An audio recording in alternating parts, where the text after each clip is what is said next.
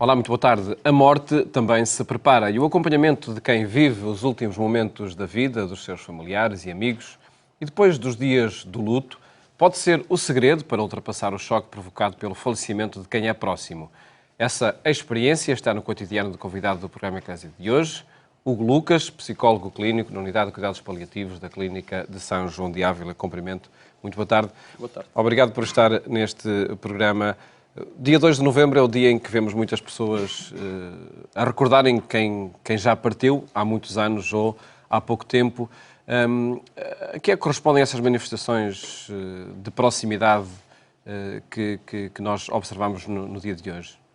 De um modo geral, correspondem a manifestações de recordação e de lembrança e, de alguma forma, daquilo que é uma necessidade e de um rito associado ao processo da morte de perpetuar a imagem de alguém e de homenagear esse alguém que partiu, nessa perspectiva. Uhum. E neste caso, não estaremos a falar tanto de cumprir uma tradição, até socialmente visível, é sempre genuíno, são sempre gestos genuínos das pessoas que o fazem. Eu diria que 99,9% são situações genuínas e autênticas, efetivamente, e correspondem a uma demonstração emocional como a expressão de uma afetividade por um ente querido que partiu.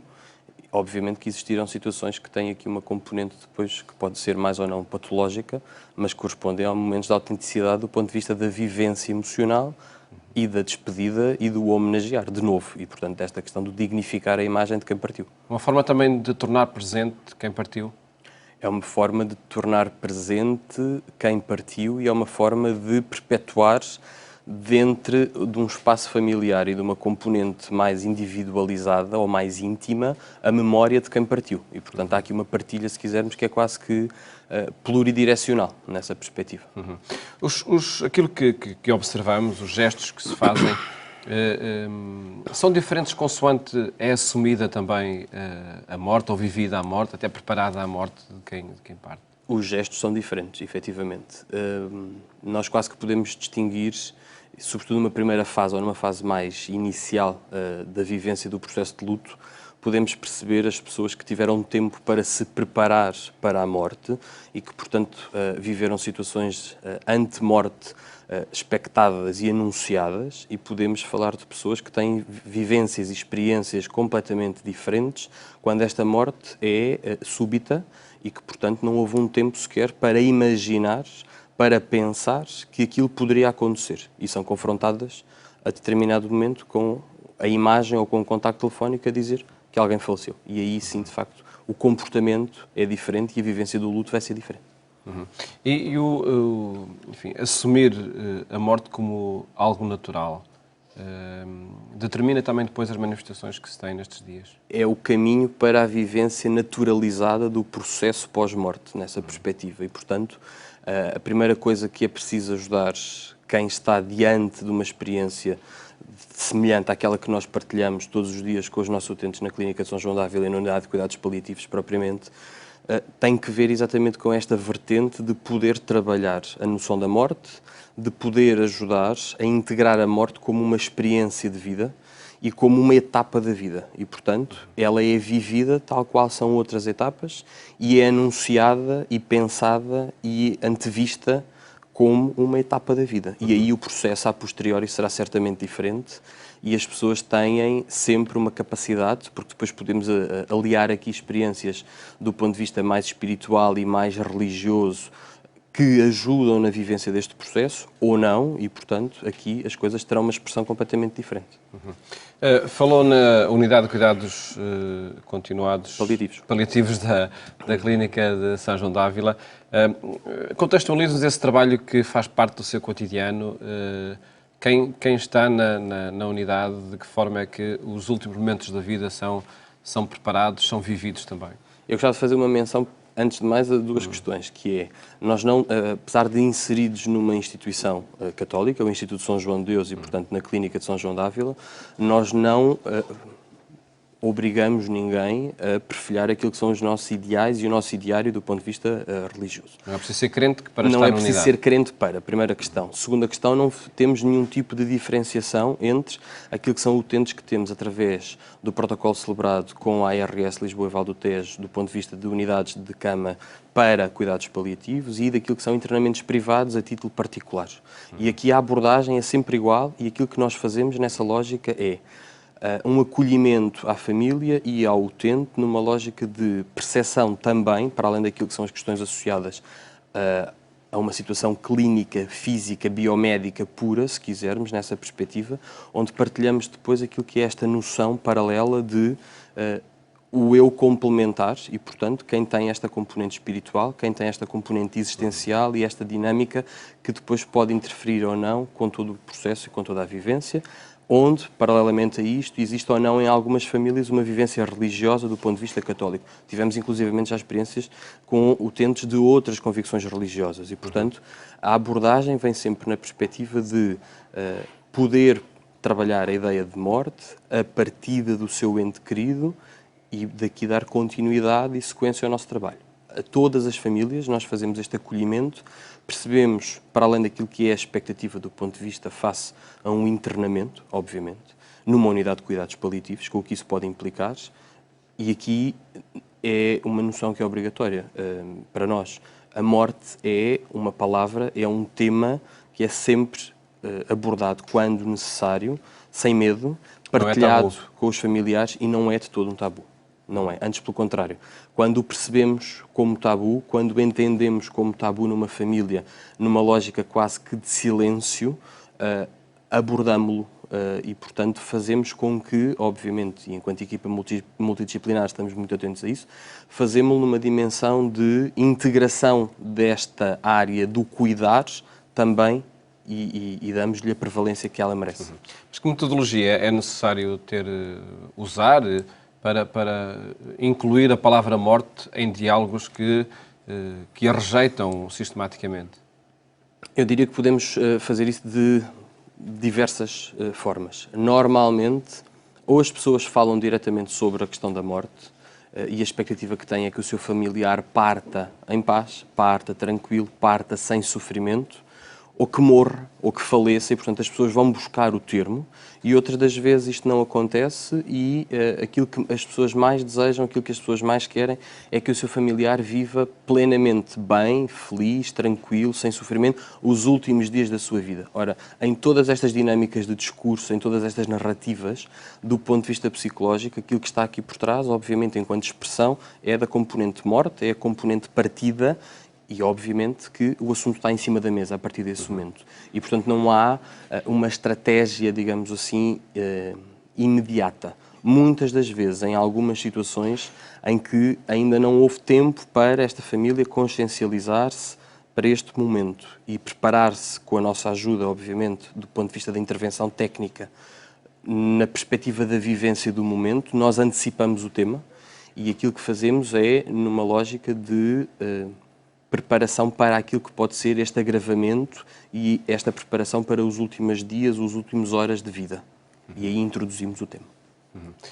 Pode gerar revolta, em alguns casos? Gera muitas vezes revolta, sobretudo quando as expectativas são desajustadas, quando as convicções e as crenças pessoais se imiscuem de alguma forma no processo clínico do seu familiar, e aí há uma dificuldade em aceitar que aquela doença é uma doença que não tem cura, é progressiva, tem uma dimensão temporal muito limitada e estamos a falar de algo que, em termos de intervenção clínica, intervenção terapêutica, não existe nada do ponto de vista curativo.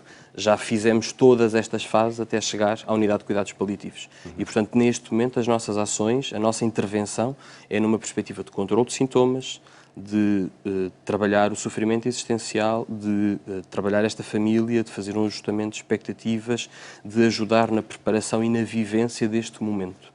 Que tanto pode ser, e a título de exemplo, se quiseres, ajudar alguém a pensar no amanhã, como pode ser, e tivemos uma experiência dessas há semanas, alguém que nos pergunta e que roupa é que eu posso trazer para vestir a minha familiar? E tivemos um exemplo exatamente nesta dimensão, do ponto de vista de ajudar 2 filhos e um marido a preparar a roupa para a mãe e a mulher que ali está connosco, ainda. E esta foi uma necessidade do ponto de vista de aproximação ao momento da morte, de vivência deste momento do ponto de vista antecipatório, de trabalhar, de elaborar esta angústia de fim de vida com que a família também se depara e nesta preparação para a perda. Já falaremos, até para podermos transmitir de forma mais, enfim, mais completa, de que forma que a equipa da Unidade de Cuidados Paliativos trabalha. Ainda falando nesse momento de revolta, que, nos casos em que existe a revolta, certo, nesses casos vale mais a palavra, o gesto ou o silêncio? Normalmente a primeira opção é, com uma curta palavra, dar a oportunidade de que do outro lado haja uma expressão dessa revolta e do nosso lado há um silêncio que se traduz, obviamente, com um conjunto de técnicas por trás, em termos de uma escuta ativa, em termos de uma aceitação daquela pessoa, daquele momento, daquela vivência de forma incondicional, demonstrando o apoio total do técnico que ali está presente, da restante equipa, e é importantíssimo nesse momento dar expressão a essa revolta, obviamente, que é traduzida muitas das vezes também pelo outro lado como um silêncio total, o não querer falar mais sobre o assunto, um voltar amanhã, ou que é traduzida do ponto de vista do choro, que é traduzida do ponto de vista da não aceitação daquilo que está neste momento a ser abordado numa situação semelhante e, portanto, é permitir a expressão de sentimentos, que é o mais importante naquele momento. E o ponto de partida? E é um ponto de partida porque daqui para a frente trabalhamos dúvidas que as pessoas têm. Portanto, o esclarecimento da dúvida é absolutamente importante, torna-se cabal. Porque se não o fizermos, obviamente alimentamos algum tipo de ideia que é contraproducente para o trabalho que daqui para a frente precisamos de desenvolver com a família e com o utente. Não nos podemos esquecer que há uma interação permanente. Exceto situações em que não há comunicação entre família e utente, porque o utente tem neurologicamente ou fisicamente uma situação que não permite a comunicação verbal e não verbal, e estamos a falar de doentes em situação de pré-agonia ou de agonia, aqui com a família há esta interação e, portanto, depois temos aqui bloqueios em termos de intervenção ao nosso trabalho com o utente e com a família. E, portanto, normalmente, e a conferência familiar tem esta necessidade de podermos fazer esta ponte com o utente e com o familiar e abordar estas questões. Que equipa trabalha todo este tema na Clínica São João d'Ávila? Eu diria que trabalha toda a equipa. Nós temos um médico paliativista na nossa unidade, nós temos enfermeiros com formação avançada em cuidados paliativos e que, portanto, por inerência, têm competência para trabalhar e para abordar esta questão.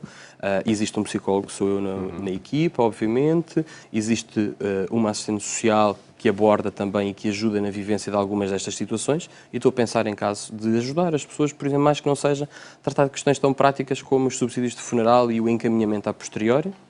E depois temos um assistente espiritual, que é o nosso capelão, que é o Padre Alberto, e que, sendo um irmão de São João de Deus, tem a vantagem de poder dar um contributo duplo, enquanto sacerdote por um lado e enquanto irmão de São João de Deus por outro, nessa perspectiva. E eu acho que o trabalho dele sai amplamente reforçado e a equipa ganha, indiscutivelmente, com esta dimensão hospitaleira de São João de Deus e com a vivência, na ótica de São João de Deus, de todo este processo e de aproximação à morte. A morte também é encarada como... Enfim, uma das dimensões da hospitalidade. A morte é uma dimensão da hospitalidade e, portanto, nós, em última análise, poderemos pensar na perspectiva de que acolhemos alguém que caminha para a morte, tal qual São João de Deus acolheu quem estava na rua desprotegido, e acolhemos alguém para a vivência do seu processo de morte com uma otimização de cuidados, com conforto, com carinho, com um gesto, com ternura, com uma componente técnica e científica aqui por trás, mas com uma componente emocional, existencial, tremendamente impactante para quem está do outro lado. E este é o feedback que vamos tendo de todas as nossas famílias e todos os nossos utentes que já passaram por experiências de perda e que já perderam os seus familiares connosco. Fixemos-nos agora, enfim, nos minutos que nos restam de conversa, nos dias, nos meses, nos anos que se seguem à morte, ao funeral. Perguntava-lhe que memória interessa guardar da pessoa que parte e como reiniciar uma vida sem uma pessoa querida, sem um familiar ou sem um amigo. Eu diria que essa pergunta é tema para 10 programas que pudéssemos aqui fazer seguidamente. Acredito que sim, porque cada caso é sempre único. Não, e porque há uma multiplicidade de variáveis e de fatores que estão aqui por dentro do ponto de vista da vivência do processo de luto propriamente dito. Mas, efetivamente, e tentando ser sintético, interessa guardar a memória de quem partiu, que não é uma memória que corresponda à vivência do processo de doença, ao sofrimento existente e esta dimensão mais traumática da perda. Interessa guardar a memória do ponto de vista daquilo que é, o que o outro representa para nós, o que o outro foi na nossa vida, o complemento que é na nossa vida, a dignidade que o outro tem enquanto ser humano. E depois interessa, daqui para a frente, poder restaurar uma vida e, portanto, passar, digamos assim, a uma segunda fase desta vivência do processo de luto, meses envolvidos após esta morte, que tem que ser chorada, que tem que ser sentida, obviamente, mas que depois temos que aprender a integrar a ausência do outro na nossa vida. E, portanto, é ter a capacidade de perceber que a partida do outro não implica, de maneira alguma, que o outro seja esquecido e que não seja lembrado. Daí exatamente o dia de fiéis defuntos que a Igreja comemora e que as pessoas nesta ritualização têm e que culturalmente é perpetuado, mais que não seja neste domingo com estas idas ao cemitério, mas que ajuda a lembrar a memória do outro e a integrar o outro de novo na nossa vida. São as datas de aniversário, são estes dias comemorativos em que nos lembramos Interessa do fazer essas referências permanentemente? Interessa lembrar que o outro, nesta perspectiva de solidez e de construção pessoal, que o outro foi parte integrante do meu processo de vida, que o outro foi importante para mim como amigo, como pai, como mãe, que o outro contribuiu para aquilo que eu sou hoje e que o outro me permitiu, sobretudo, e nós profissionais vivemos esta dinâmica, que o outro me permitiu uma experiência de crescimento pessoal, de valorização daquilo que é de mais importante na relação humana, na relação com o outro, nesta partilha de sentimentos, nesta construção pessoal. Até que ponto a partida de alguém, familiar ou amigo, pode ser motivo para um reinício da própria vida, enfim, quase como salvaguardando o que de melhor tem o outro na minha própria vida? Eu diria que quando se consegue fazer isso, consegue-se fazer um luto eficazmente verdadeiro e positivo nessa perspectiva, porque de facto assumir que a partida do outro pode ser lembrada e que ao lembrar o outro perpetua a sua memória, alimento a sua dignidade, permito que a imagem que tenho do outro se valorize em mim e se perpetue nos meus, que aquele contributo daquele avô, daquela avó para aquilo que nós somos hoje netos, para aquilo que é a nossa geração familiar, é de um contributo absolutamente importante. Permite-me a mim reorientar-me para um novo amanhã, numa lógica de por que não mimetizar aquele comportamento, por que não adotar aquele tipo de vivência, porque eu percebo que aquilo me permite a mim ser mais feliz e viver de uma forma diferente e, portanto, aqui o luto tem esta perspectiva de restaurar e de reiniciar. Mas implica o não ficar nessa referência passiva no passado, mas torná-la ativa na pessoa que dá continuidade a uma história de vida. Torná-la ativa, podendo, obviamente, não ter que ser uma coisa que seja lembrada todos os dias e que tenha um ritual, que depois entramos aqui numa dimensão que é menos positiva e que é emocionalmente mais devastadora. Obviamente que é saber lembrar, que é conseguir lembrar de uma forma construtiva nessa lógica. A forma menos positiva corresponde a que atitudes? Aos comportamentos de ritualização da imagem do outro, do comportamento que o outro tinha, ao continuar a fazer como se o outro estivesse entre nós e como se o outro não fosse uma memória viva entre nós. É aqui que está a diferença. E, portanto, é o continuar a pôr o prato na mesa ou é o continuar a perpetuar a imagem, não aceitando a noção da morte e da partida, do não permitir emocionalmente este desapego que dá origem depois a uma saudade que há de ser reparadora do ponto de vista de uma tristeza individual e que há de ser consentânea com um reiniciar a vida, nessa perspectiva de que falava há pouco. O luto enfim, implica também esse desligar, algum corte com o passado?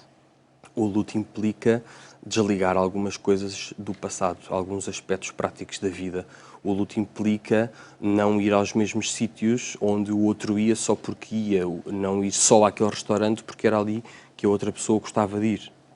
O luto implica saber adotar uma nova forma de vida também. É esse o restauro de que fala? É esse também o restauro de que falo, sim. É essa perspectiva de viver comigo, com o que sou, e com a expressão, com o contributo do que o outro me deu e não perpetuando o comportamento do outro como sendo meu, nessa lógica. Uma referência à experiência crente, à fé de quem parte ou de quem vê partir. Que leitura dá, em específico, neste momento da morte? Normalmente como um chamamento, como um regresso à casa do Pai, como uma lógica de poder ter vivido com uma missão, ter completado essa missão e, por aqui, ter terminado a sua vivência terrena e, portanto, o estar próximo do Pai, de alguma forma, o estar próximo da Mãe e o viver eternamente numa lógica de graça e de aceitação. Ajuda a dar sentido? Ajuda muitas das vezes nas famílias que têm esta componente católica associada a trabalhar a morte do ponto de vista católico, trabalhar a morte do ponto de vista espiritual nesta componente que a Igreja Católica nos dá e que é um contributo importante, sem dúvida, para quem é crente. E, portanto, aceitar a morte por ele. Pode não retirar aquele momento também de choque, de revolta? Não retira. E as famílias zangam-se muitas vezes com Deus. E as pessoas não aceitam muitas das vezes o porquê de Deus nos ter feito isto. E é compreensível quando alguém percebe que tem um filho numa situação clínica que vai partir, quando tem um familiar que vive há anos com uma doença e que vive angustiado do ponto de vista do sofrimento do outro, não entender a expressão e não entender o porquê. E as pessoas perguntam, mas porquê, meu Deus? Mas porquê este sofrimento? Mas porquê tanto para partir? E aqui as pessoas interrogam-se, revoltam-se, questionam-se, mas depois há um trabalho de construção e de aceitação. Enfim, de muita experiência e de muita proximidade a casos de limite e a casos de fim de vida, a partir de toda essa experiência, o que diria às famílias a quem tem de dialogar também sobre a morte, é uma palavra a incluir no cotidiano, no diálogo? A morte é uma palavra que de veras necessita de ser incluída no diálogo e na construção das realidades de todos nós, das nossas famílias, no dia-a-dia. A morte é uma etapa da vida e, portanto, precisamos de perceber a morte como a primeira comunhão, como o casamento, como o primeiro trabalho, como o momento da reforma. A morte é uma etapa do ponto de vista sociológico, biológico, antropológico, definida, marcada, bem caracterizada. E a morte não deve, não tem, não pode continuar a ser um tabu do ponto de vista de não abordar, de não se falar, porque assim não preparamos quem precisa para a vivência do amanhã sem o outro. Dr. Hugo Lucas, muito obrigado por estes conselhos e pela leitura que nos ofereceu desta etapa da vida, que é também a morte, que hoje se recorda neste 2 de novembro. Muito obrigado. Em nome da Clínica São João da Ávila. Felicidades para esse trabalho que, por certo, ajuda a dar sentido à vida de muitas famílias e muitas pessoas. Muito obrigado. Mais logo, siga o programa Eclésia também na rádio, na Antena 1, quando forem 22h45, onde a temática será também esta do luto do dia de hoje. Votos de boa tarde e até amanhã, se os quiserem.